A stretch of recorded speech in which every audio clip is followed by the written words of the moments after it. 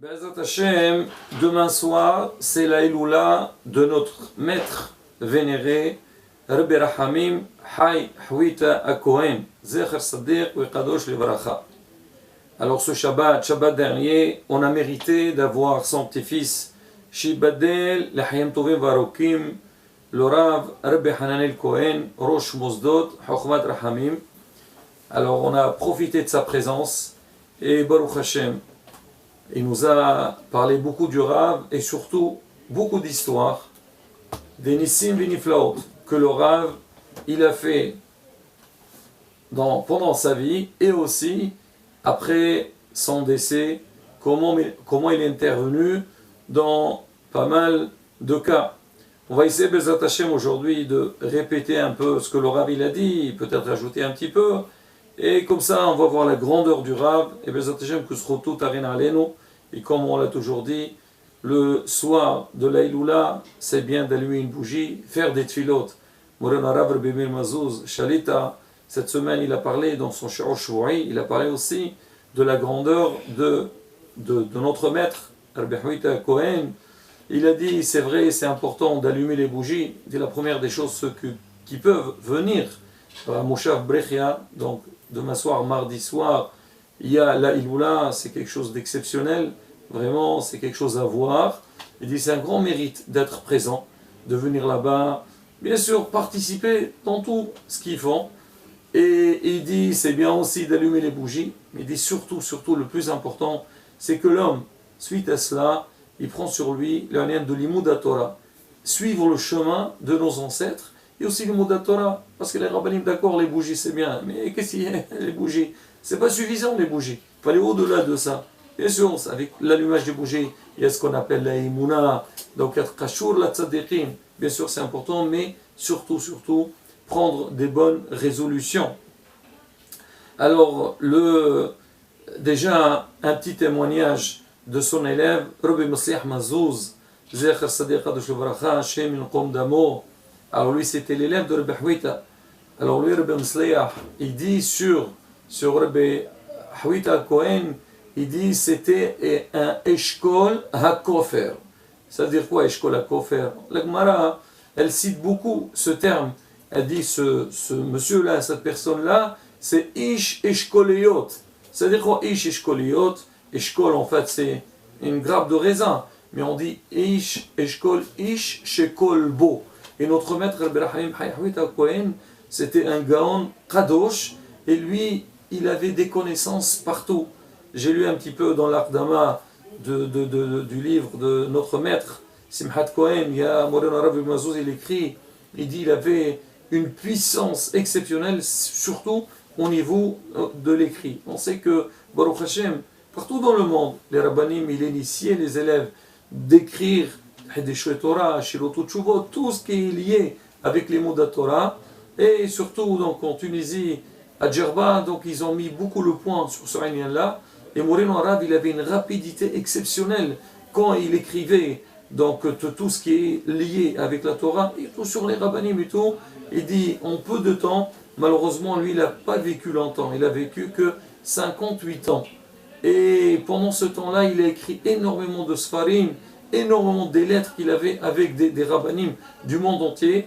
Alors, Rabbi Mazouz, il dit que ce que lui, il a écrit donc pendant cette période-là, et surtout, il faut savoir que dès son jeune âge, malheureusement, il avait des gros problèmes de santé, surtout, on a dit qu'il avait le rhumatisme, et il a eu ça, bon, mais entre autres, suite aussi, malheureusement, au passage des nazis, Yemach Shema Bezechram, on a parlé de ça, quand on a parlé de notre maître, Rabbi Chilfon HaKohen, Zecher Sadiq Kadosh Livracha, Rabbi Hwita aussi, il était présent à cette époque-là, et avec cette angoisse qu'il a eue, avec cette on va dire, la peur qu'il a eue, malheureusement, ça a touché énormément sa santé, ça a touché aussi donc ses yeux, et donc c'était quelqu'un qui a souffert tout le long de l'année, même son histoire elle-même, niveau familial, elle n'était pas du tout évidente, et malgré tout, Moreno Arabe, il a pu, pendant, on va dire, ce peu de temps, à écrire des sparines, quelque chose d'exceptionnel. Alors on a dit c'était un Eshkol Alors déjà, donc on a dit au niveau de l'écrit, mais il avait un yeda, il avait des connaissances dans tous les domaines. C'est pas seulement au niveau de la halakha ou au niveau de la gemara, il connaissait tout. Même le dirkdour, la grammaire, il était un grand connaisseur. Même au niveau donc de la chanson, il avait une voix exceptionnelle. On dit que le jour de Yamim Noraim, quand il montait faire les tfilotes, tout le monde avait envie d'être à côté et on ne voyait pas le temps passer. Il avait une voix très agréable. Son élève, il nous parlait beaucoup de lui. Il nous parlait aussi de sa voix. Il avait une très belle voix. Même, pareil, il connaissait aussi tout ce qui est maqamat et tout ça. Pour dire que c'est ça la richesse, la grandeur de nos maîtres. Ils n'ont rien lâché. À partir du moment que c'est quelque chose qui peut aider dans Avodat Hashem, l'homme il peut évoluer. On dit la shira, la simha, c'est important. Hibdo et Hashem besimha. Kadosh Baruch il nous demande de le servir avec joie. Il ne faut pas croire, des fois on voit des gens chanter. Tu ne peux pas savoir. Des fois tu es dans la tfila, tu chantes, alors tu te sens bien. Ou même, c'est pas pendant la tfila. Quand tu es joyeux, tu es cette simha-là, ça te donne énormément de bien et ça te donne beaucoup de force pour pouvoir avancer et évoluer dans Avodat Hashem. Ça te donne envie. On dit que le Isra, lui, son travail, c'est quoi? Il essaye de mettre la personne en déprime. Alors, allez, non. Un homme, quand il n'est pas content, il est tout le temps soucieux, il est angoissé, il a envie de rien faire. Et ça, en fait, c'est qui? C'est le Isra. Comme on le voit malheureusement. Quand quelqu'un dit je ne me sens pas bien, pourquoi tu ne te sens pas bien? Je ne sais pas pourquoi. Je crois que tu ne sais pas pourquoi. Il y a une raison. C'est le Isra qui vient pour te casser, pour te briser. Donc l'homme, il faut qu'il soit fort. Il est hazer, Bezat Hashem. Et, comme on dit, chercher la simha, c'est pas grave. Et tu verras, à partir du moment que tu travailles sur cette simha, elle viendra toute seule. Tu auras goût de la vie et tu auras l'envie de continuer. Quelqu'un comme Rabbi Hawita, malheureusement, avec toutes les difficultés qu'il a eues, quelqu'un d'autre, il aurait tout lâché. Il aurait été dans une détresse, mais lui, non, il savait. Il y avait, comment dire, les sahouq, les fkot, chaque chose elle a son temps, mais Baruch Hashem, il a su comment dit, exploiter ses connaissances, ses forces, et Baruch Hashem, il a évolué dans Torah et Mitzvot ou Ma'asim Tovim. Alors, en dehors de tout ça, il avait des grandes connaissances aussi au niveau de la Kabbalah. Alors, son programme de limoud, c'est rapporté dans beaucoup, même Moulana Rabbi Bougit Sadoun, beaucoup de fois, il nous racontait un petit peu sur le seder de son limoud. Le matin, il venait à la tfila, il faisait la tfila, et juste après, il donnait un cours, ce qu'on appelle un barmot halakha. Il restait avec ses élèves. Alors, il y avait un cours après un autre cours, il passait toute la journée, depuis de 10 ans, après la tfila, jusqu'au soir. Et Hachamim, même les Rabbanim, ils ont dit, on ne sait pas comment c'est possible. Quelqu'un qui avait tout son temps pour les Talmidim, pour les Moudat Torah, comment il a pu écrire tout ça? Ça, comme on dit, c'est un don d'Akadosh Baruch Hu, et aussi c'est la volonté. Quand un homme, il essaie de travailler sur lui-même, il essaie de s'efforcer, il aura tout. Alors on dit que lui, alors il donnait des shorim dans tout, surtout, donc la Gemara, surtout au niveau de la halakha, mais aussi on dit que le vendredi après-midi, il avait un limoud, il avait un groupe donc de havirim ou de talmidim, ils étudiaient la Kabbalah. Et même, on verra par rapport au temps, on a raconté même des histoires comment il est intervenu pour être metaqen et hanneshamot. Pour dire que quoi la bataille, donc on ne parle pas de quelqu'un de simple, on parle de quelqu'un d'un niveau exceptionnel, et bien sûr son srout, il est très très important.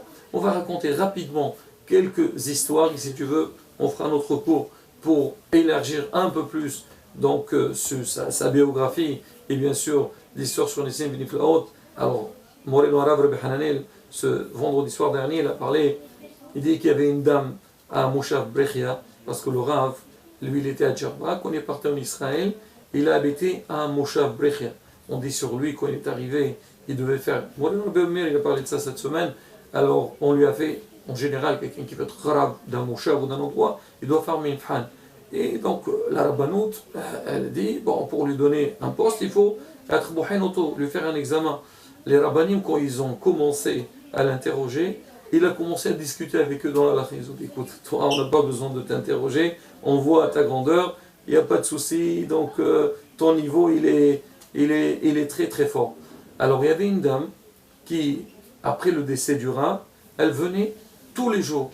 elle venait allumer la bougie de notre maître. Un jour, elle n'a pas trouvé la clé.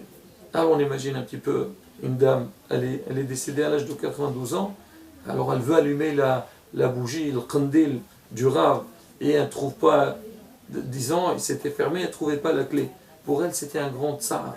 Quoi, ne pas allumer? On dirait qu'il y a, on va dire, un message derrière ça. Elle est partie, elle est rentrée chez elle, et elle a dormi plutôt, avec vraiment une grande peine, qu'elle n'a pas mérité ce jour-là d'allumer. Alors le soir, elle dormait, et elle voit qui est dans son rêve? Elle voit Moreno Harab, Rabbi Houita. Il va lui dire, pourquoi tu es dérangé? Pourquoi tu es peiné? Qu'est-ce qui se passe? Il dit, Rav, qu'est-ce que vous voulez? Tous les jours, j'allume donc votre kandil, et je n'ai pas trouvé la clé. Ne t'inquiète pas. Va là-bas, dans tel et tel endroit, tu vas trouver la clé qui est là-bas. Effectivement, elle s'est réveillée, et elle a trouvé la clé, donc où le Rav lui a dit, et elle a allumé. Alors cette dame en question, on dit que le Halem, il y avait un moment, elle a eu, le Halem, donc une boule dans sa main. Et les médecins, ils ont vu ça, ils ont fait une échographie, ils ont dit que le Halem, c'est quelque chose un peu, on va dire, méchant, un peu dangereux. Mais le problème, ils ne pouvaient pas la toucher. Pourquoi?